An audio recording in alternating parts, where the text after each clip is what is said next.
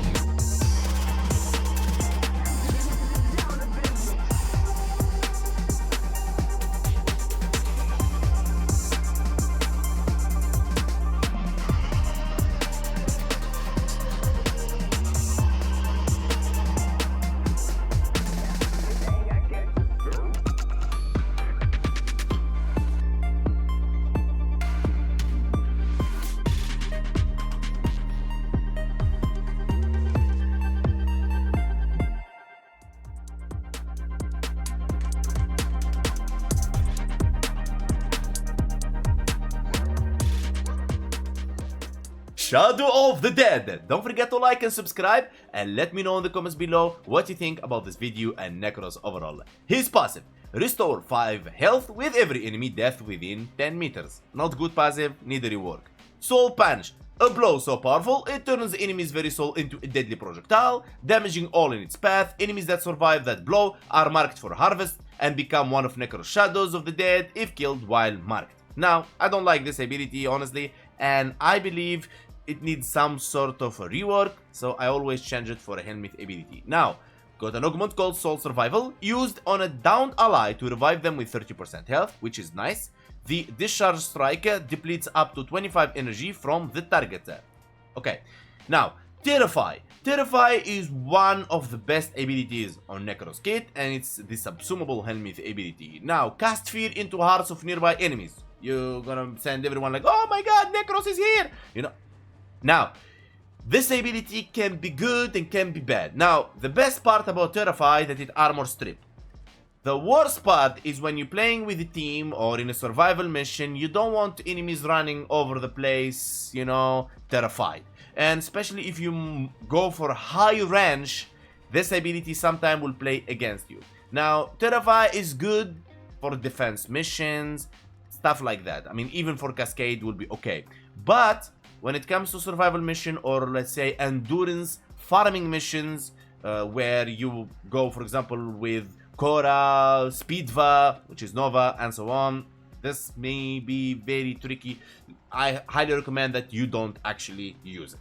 Okay, so also the Goton Augment.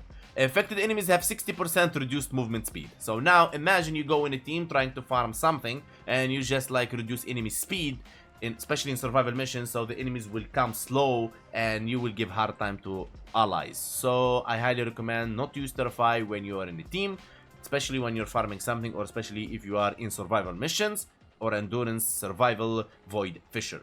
Good in any other mission, but farming is not good. Now, this crate force fallen enemies around you to drop additional loot. Now, this what makes Nekros a Nekros, because it, like say, He is, let's say, one of the Warframe that boosts your loot drops, and you want to have this one always on and never like throw it for, let's say, a helmet ability or something. And it got an augment called Despoil. Now it's a must.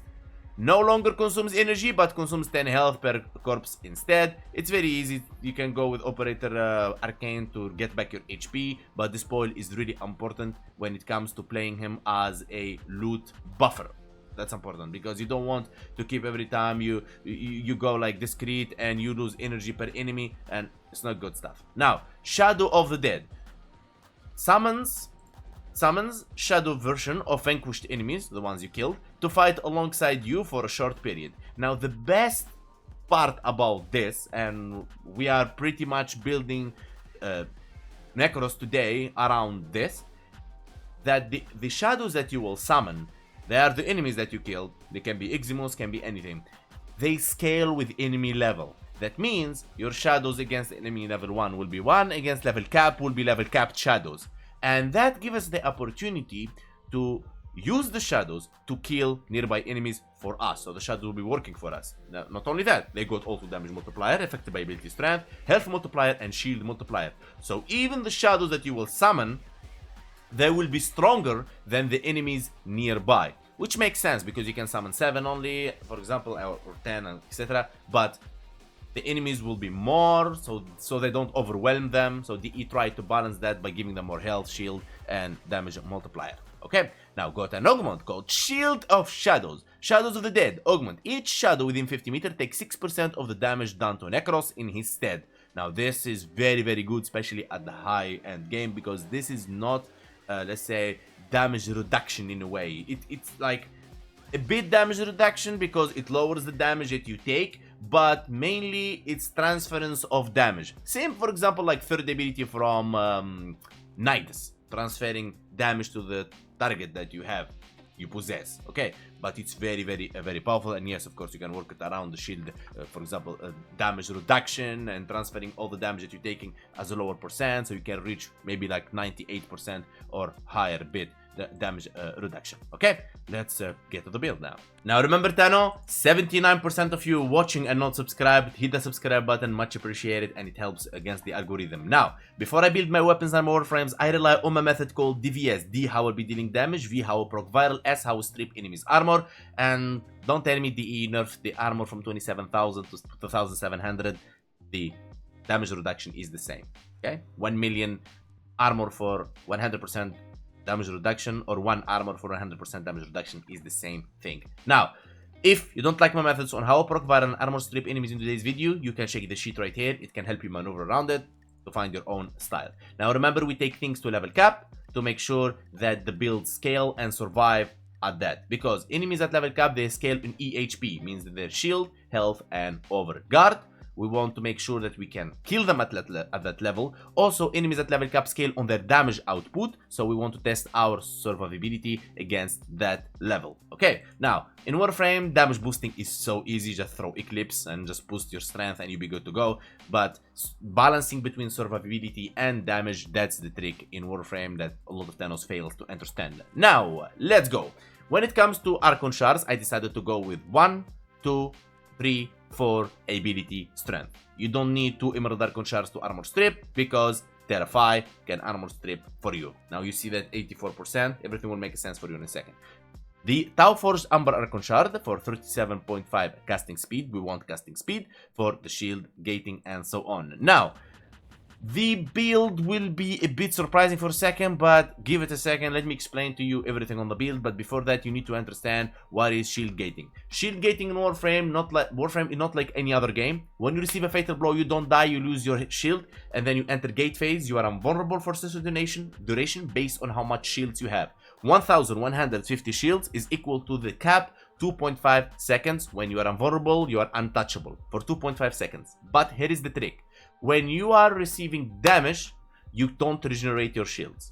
And when you lose all your shields, you need 4 seconds to start regenerating shields. And if you lose part of your shield, you need 1 second to start regenerating your shield. Let that sink in. So, when you're taking damage, you can't regenerate shield. That's very, very important. And a lot of Thanos dying and thinking that they can survive that. So, how you actually shield gate? simply by getting back your shields before the gate timer finish and enemies hit you in your HP. To do that, you can go with Arcane Aegis. And Arcane Aegis is the only arcane can regenerate shields while you're taking damage without doing anything. Now you can go for modes like Brief Respite, or you can go for like a lot of helmet ability, etc, etc. For us, Brief Respite is the key, the trick here. Squad converts 150% of energy spent to shields while overshields are inactive. So the energy we're going to be using will be transferred to shields. So every time we lose our shields, we want to cast an ability immediately to get back our shield to survive. Now, the Primate Sure-Footed, 100% chance to resist knockdown. Very important, you don't want to get knocked down. Now, important trick here. Primate Sure-Footed is a login reward, and I hope they import it in Barukitir, so we get it out of the way. But if you don't have that, my favorite is Hand Spring. My favorite. But if you don't like knockdown and you're playing low to whatever, you can just go for more strength in there, or you can go for, like, for example, power drift in there, power strength, and you'll be good to go. Okay, rolling guard, very important, as you become invulnerable for 3 seconds and remove all statue effect and 7 seconds cooldown. This saved me 1 million times. Some channels will tell you rolling guard is not important, you don't need it. Probably they're playing Vazarin. Some channels will tell you rolling guard is not. Maybe they find a way where they can react, or I don't know what, but like 99% of the time you want rolling guard in your build, especially if you're going to level cap. You'll thank me later. The primary redirection is to reach the 2.5 seconds of shield gate. Of course, you can lower your shields, for example, with catalyzing shields. Hold on, let's go right here. Catalyzing shields, like so. There we go. And you will have the 1.3, but honestly, no, I just prefer my shields in there, and you'll be good to go, since the shadows damage in will give you less stress in the beginning of the mission, but then of course everything will be getting one-shotted, but you will be good to go. Shield of Shadows. Augment. Each shadow within 50 meters takes 6% of damage done to Nekros in his stead. Now, a lot of times we say, oh, wait a second, there is no despoil. Changing this build from this level cap build to a loot boosting build is simply removing Shield of Shadows, putting despoil, you're good to go. Okay? Because when you're going for, let's say, looting mission, or say, let's say, endurance survival mission to loot, your job is just to cast the third ability, and that's it. And probably bring them dispensary, or bring them roar, or something like that, you'll be good to go. You're not going to be casting anything pretty much, and you don't want to cast shadows, especially if there is Korra on the team. Okay? So, this is how you change the build from looting to non-looting. And honestly, Tano, it took me, now for you it looks so easy, for you it looked too common, maybe, I don't know, but it took me a lot to think about this, how to create for you guys the ultimate build, where you can switch it from looting to, let's say, defensive to looting offensive with one build, trust me. Now, Primal Dash Shadow for energy max, continuity for duration, precision intensify for the shadows on the 4th ability, stretch for ability range, equilibrium for health pickup, energy pickup health, you already know that. Now, why are we using equilibrium? Even with 100% efficiency, his kit requires a lot of energy. Look at this, 100, look at that. This is 10 drains, whatever, 35, 75, and so on. Really crazy. Now, what helmet ability we'll be using? We're going to be using Quiver. Now, why Quiver? Quiver makes you invisible while there's shadows fighting for you. So this is the whole idea of this. So you're going to be stripping enemies with Terrify. You are invisible, and the shadows fighting for you. And if you're going for the looting Nekros, you'll be invisible, and you'll be boosting enemies with the loot, and you're good to go. And you can even help your teammates being invisible as well, and you're good to go. Now, Quiver is not stationary ability. You can actually move while you're invisible, and I will show you that in a second. Now, why I used Quiver? So I can use Arcane Crepuscular. Arcane Crepuscular will give you invisibility for 30% while you're visible, gives you 30% ability strength, which is the perfect strength I need for my Terrify to 100% armor strip. Now, of course, I can use Madurai and Sling and whatever, but I don't want to rely on that. I want something stable, something I can rely on all the time. How it works. Now, you see, I have like 84% armor reduction, right? And this is 30%. So if I just put, for example, Intensify, this one, which is 30%, right here, look at that, 100%. So the 30% is exactly 170%. This is how you perfect the build, guys. Exactly what I need to reach that 100% strip. Easy as that. Now, Arcane Energize for energy, and also Crepuscular will give you 3 times final critical damage. Mamma mia, boosting forever, baby. Now, the way to play this build is really simple. Take any weapon you want or whatever. Now, you want to summon those enemies, and this is how you can use Quiver. Either you use it right here, and you are in control of this area, or you just bullet jump, hit your companion, and you can actually move around, and you are invisible. The idea is to keep him safe, okay? While you're gonna be using Terrify to armor strip those enemies. You see, 1 shot, 1 strip, easy as that. You can use Dispensary if you want to, like, get not Dispensary, Despoil, to just, like, you know, discreet. Actually, not Despoil. Despoil is the augment. Anyway, now we just kill those enemies really quick. Boom, they're dead. Okay, we summon more enemies, and now we're gonna summon the shadows. So we're invisible, and we're summoning the shadows. Here we go. Now we got our 7 shadows, as you can see right there. And now all the damage that we get, they're going to be transferred to them. And if you pay attention here, they are level 230. So they are same level like these guys right here. So what we want to do is make them defend themselves by imposing those enemies. And we will be invisible. And let the fight begin. So you armor strip them, so my enemies has an advantage, my shadows has an advantage. Okay? And they will be like attacking them. But at this point, it's not really like they're attacking, because maybe it's just a simulacrum or whatever. So let's just hope in void mode. Now here we are in void mode. We are invisible. All those guys doesn't know that we're here. Now what we want to do is just kill some enemies pretty quick. Boom, boom, and now we use the 4th ability, and here we go. We got our 7 shadows. Now you are in control. You are the boss. You armor strip them and terrify them with the 2nd ability. You see they're running away. You don't want this in survival mission, okay? But it is what it is, and this is Nekros. Now, of course, you can prime the enemies with Compressor, or you can, let's say, use Shadow Prime or whatever you want to prime them for your shadows so they can kill them out.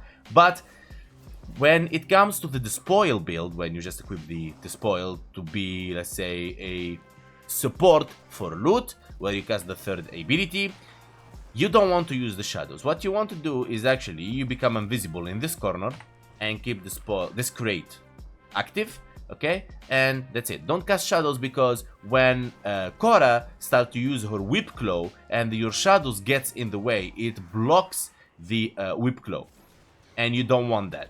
Okay, you don't want an upset Korra in a long endurance run that it's gonna become a dramatic moment, and you don't want that. So don't use shadows and don't use Terrify.